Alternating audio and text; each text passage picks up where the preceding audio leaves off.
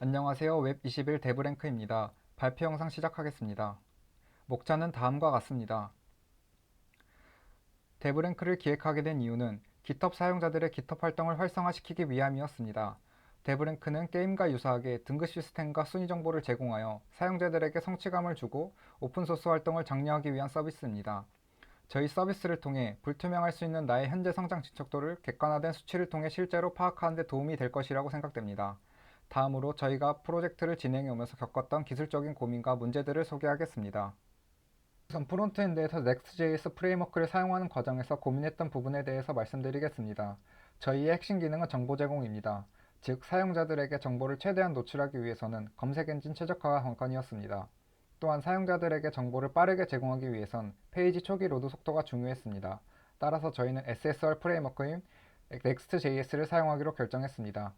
Next.js를 사용하게 되면 SSR, SSG, CSR 사이에서 상황에 따라 렌더링 방식을 선택할 수 있습니다. 이 과정에서 저희는 각각의 차이점을 이해하고 필요에 따라 페이지별로 적절한 렌더링 방식을 선택하기 위해 고민했습니다. 메인 페이지, 랭킹 페이지, 프로필 페이지는 사용자가 페이지를 요청할 때마다 페이지에 표시될 데이터의 실시간성이 보장되어야 합니다. 따라서 해당 페이지들은 SSR을 사용했습니다. 반면에 404, 소개 페이지는 어떨까요? 404 페이지와 소개 페이지는 데이터가 최신화될 필요가 없습니다. 사용자가 요청할 때마다 항상 같은 정보를 표시해주기만 하면 되기 때문이죠. 따라서 이 페이지들은 SSG를 사용했습니다. 그러면 CSR은 어디에서 사용했을까요? 랭킹 페이지에서 필터링을 할 때는 필터 값이 바뀔 때마다 페이지가 새로 고침된다면 사용자 경험이 저하가 될 것입니다. 이럴 때는 클라이언트에서 데이터를 받아오고 지연 시간 동안 스켈레톤이나 로딩 상태를 보여줄 수 있습니다. 이러한 SSR, CSR, SSG의 차이점에 의해 로그인 유지를 구현하는 데 있어 문제가 발생했고 해결을 위한 과정이 있었습니다. 새로 고침 후 로그인을 유지하게 되는 과정에서 로그인 버튼이 잠시 노출되는 이슈가 있었습니다. 그 이유는 처음에 로그인 유지를 CSR로 구현한 데 있었습니다. 인증 요청을 하는 동안에 지연이 있기 때문에 그동안은 사용자 데이터가 없고 따라서 미로그인 상태에서 로그인 상태로 전환되는 잠깐의 순간 로그인 버튼이 표시되었던 것입니다. 이것을 해결하기 위한 방법으로 먼저 지연 시간 동안 특정 UI를 표시해주는 방법이 있지만 저희의 경우 로그인 유지 시 잠깐의 로딩이 일어나는 상황은 사용자의 경험을 저하시킬 것이라고 생각했습니다. 따라서 고민 끝에 SSR을 사용해서 미리 인증 요청을 하고 그에 따른 데이터로 문서를 만든 후 사용자에게 표시해 주었습니다. 우측 코드를 보면 get 서버 사이드 프롭스에서 토큰 재발급 요청을 미리 하는 것을 볼 수 있습니다. 결과적으로 로그인 상태를 로딩 없이 바로바로 표시해 줄 수 있었습니다. 하지만 여기서 또 문제가 발생했습니다. SSG는 빌드 타임에 문서가 만들어지기 때문에 인증 요청에 담아야 하는 브라우저 쿠키에 접근할 수 없는 이슈가 발생했습니다. 따라서 SSR을 사용하는 페이지에서는 앞선 내용과 같은 방식을 유지하나 SSG에서는 타협하여 클라이언트에서 인증 요청을 하는 동안 빈 공간을 보여주는 방법으로 최대한 사용자 경험을 해치지 않으면서 로그인 유지 이슈를 해결할 수 있었습니다. 다음으로 검색 엔진 최적화를 하는 과정에서 겪었던 고민에 대해서 말씀드리겠습니다. 사용자의 방문을 유도하고 접근성을 높이기 위해서는 미리 보기 이미지와 제목, 설명이 사이트의 정보를 잘 나타낼 수 있도록 하는 것이 중요합니다. 하지만 저희 서비스는 모든 페이지에서 동일한 미리 보기 이미지와 제목, 설명으로 표시되어 있어 사용자에게 관심을 유도하고 페이지별로 정보를 충분히 제공하기 어려웠습니다. 이를 해결하기 위해 페이지별로 고유한 메타 정보를 담을 수 있는 방법과 동적인 미리 보기 이미지를 제공할 수 있는 방법을 고민하였습니다. 우선 Next.js에서 제공하는 SSR 기능을 활용하여 서버에서 페이지별로 HTML을 생성 시 고유의 오지 태그, 타이틀 태그, 메타 태그와 같은 메타 정보가 삽입될 수 있도록 하였습니다. 또한 페이지별로 동적인 미리 보기 이미지를 제공하기 위해 이미지를 커스텀하게 작성하고 이를 Next.js 서버에서 제공해주는 버셀의 라이브러리를 사용하였습니다. 이외에도 검색 엔진 최적화를 위해 로봇.txt를 설정하여 크롤러가 불필요한 페이지를 크롤링하지 않도록 관리하여 효율적으로 크롤링 되도록 하였고 사이트맵 설정을 통해 크롤 보색의 페이지의 구조를 알려주어 비교적 많은 콘텐츠를 담은 페이지를 상위 랭크에 올려 사용자의 방문을 유도할 수 있게 하였습니다. 이처럼 세 가지 해결 과정을 통해 결과적으로 모든 페이지에서 라이트하우스에서 SEO 평가 점수 100점을 받을 수 있었습니다. 다음으로 무중단 배포를 하는 과정에서 고민했던 내용에 대해서 말씀드리겠습니다. 저희 서비스는 그룹 프로젝트 기간이 끝나도 꾸준히 유지보수하면서 기능을 확장해 나가려 합니다. 그러다 보니 자동화되고 주기적인 배포의 필요성이 커졌습니다. 하지만 일반적인 배포 시 기존 서버를 내리고 새롭게 서버를 올리는 과정에서 필연적인 다운타임이 발생하고 아무리 서버의 성능이 좋거나 예외 처리를 잘했어도 사용자에게 불쾌한 경험을 줄 수밖에 없습니다. 따라서 자동화된 무중단 배포를 고민하게 되었습니다. 클라우드 서비스에서 제공하는 AWS 엘라스틱 빈스톡과 같은 서비스를 이용하면 추가적인 비용 없이 웹서버 설정, 로드 밸런싱, 오토 스케일링 등의 인프라 관리에 많은 부분을 위임할 수 있지만 직접 무중단 배포를 해보면서 인프라적인 요소를 구축하는 것이 기술적인 도전이 될 수 있다고 생각해서 선택지에서 제외하게 되었습니다. 최종적으로 간편하게 로드 밸런싱이 가능한 엔지닉스, 새로운 버전의 앱을 독립적으로 띄우기 위한 도커, GitHub 이벤트 발생 시 자동으로 로직을 실행하기 위한 GitHub 액션을 이용해서 무중단 배포를 구현하게 되었습니다. 전체적인 무중단 배포의 과정은 이렇습니다. 로컬 환경에서 GitHub 레파지토리로 푸시를 합니다. 메인 브랜치에 PR이 머지 이벤트가 일어나면 GitHub 액션스가 실행됩니다. 액션스를 통해 새로운 버전의 도커 이미지를 빌드를 한 후 도커 허브에 푸시를 합니다.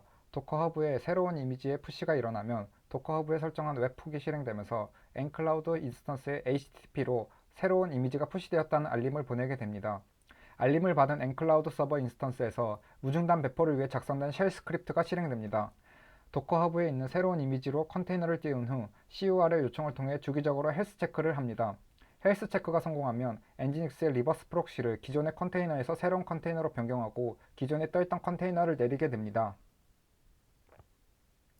그런데 새로운 버전을 프로덕션 환경에 적용했는데 기능이 예상치 못한 방향으로 동작하는 경우가 있었습니다. 이럴 경우 이전 이미지로 롤백이 가능한데 문제는 GitHub 액션스로 새로운 이미지를 빌드하면 항상 레이티스트 태그로만 만들었기 때문에 도커 허브 상에는 이전 이미지가 남아있지 않았습니다. 도커 허브 프로를 이용하면 동일 태그로 이미지 버전 관리가 가능하지만 추가적인 비용이 든다는 문제가 있었습니다. 따라서 메인 브랜치에 머지될 커밋 안에 버전 0.0.0 형식의 문자열을 포함시키면 해당 버전을 태깅하도록 액션 스크립트를 수정하였습니다.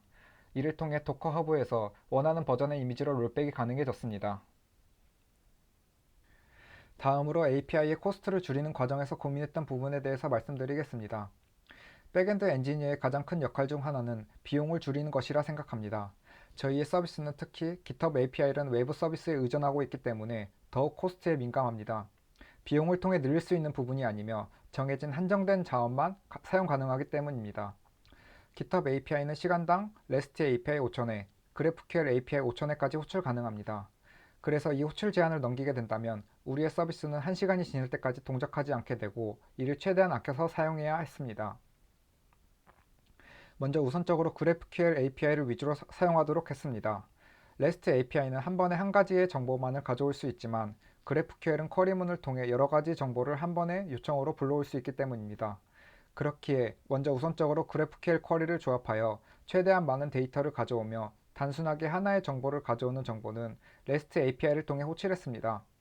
REST API와 GraphQL API의 호출 제한이 각각 따로 카운트 되기 때문에 단순한 요청 같은 경우에는 REST API로 분산되도록 한 것입니다. 하지만 GraphQL도 만능이 아닙니다. 쿼리를 처리하여 리스폰스를 만들어주는 만큼 GitHub 서버 측의 리소스를 많이 사용하기 때문에 무한정 쿼리를 조합할 순 없고 최대 50만 개의 노드를 한 번에 반환할 수 있고 같은 데이터는 최대 100개까지 반환 가능하며 최대 처리 가능 시간은 10초입니다. 너무 많은 데이터를 한 번에 가져오게 되면 우리의 백엔드 서버의 인산수도 감당할 수 없기 때문에 어차피 그렇게 많은 노드를 한 번에 요청하지 않으므로 노드 제한은 별로 문제가 되지 않았지만 가장 큰 문제는 최대 처리 가능 시간이 10초였습니다. 대표적으로 쿼리를 조합하면서 작성할 때 시도 때도 없이 쿼리가 최대 처리 가능 시간을 넘겨 터졌었는데 노드를 가져올 때 토탈 카운트라는 항목을 통해 개수를 가져오는 것이 문제였습니다. 래퍼 정보를 가져올 때 스타 항목의 토탈 카운트 값을 가져오고 있었는데 이를 그냥 스타 카운트라는 항목 자체로 가져오니 해결되었습니다. 아마도 추측하기로는 스타 항목에서 토탈 카운트를 요청하면 GitHub에 있는 스타 정보에서 해당 래퍼에 연관된 스타를 모두 찾아서 카운팅을 통해 개수를 리턴해 주는 것 같고 스타 카운트 자체를 요청하면 그냥 저장되어 있는 스타 수를 리턴해 주는 것으로 예상됩니다. 이렇게 GitHub API 서버 로직이 어떻게 구현되어 있는지 구현체를 알 수 없기 때문에 복잡한 GraphQL 쿼리를 만들 경우 어떤 쿼리가 시간에 많은 영향을 미치는지 굉장히 파악하기 힘들어집니다. 다음으로 로직이 아닌 서비스 관점을 통해 API 코스트를 크게 줄일 수 있었습니다. 서버에서 GitHub API를 호출할 때 개인적으로 발급받은 GitHub 퍼스널 토큰을 사용하고 있는데 로그인된 유저가 백엔드에 요청을 할 경우 GitHub OAuth를 통해 발급받은 로그인된 유저의 토큰을 이용하여 GitHub API를 호출하도록 한 것입니다. 그렇게 되면 서버의 API 호출 코스트가 아닌 유저의 API 호출 코스트를 사용하게 됩니다. 따라서 유저의 로그인을 유도하기 위해 서비스에서 로그인된 유저만의 기능을 추가함으로써 유저를 로그인하도록 유도하려고 하고 있습니다. 마지막으로 GitHub API의 기술적 한계를 돌파하지 못한 경우가 있습니다. 특정 유저가 기여한 레포에서 기여한 커밋 내역 100개를 불러오는 쿼리를 요청할 경우 추측하기로는 모든 커밋을 최신순으로 탐색하면서 본인이 탐색한 커밋 개수가 100개가 될 때까지 탐색하게 되는 것 같습니다.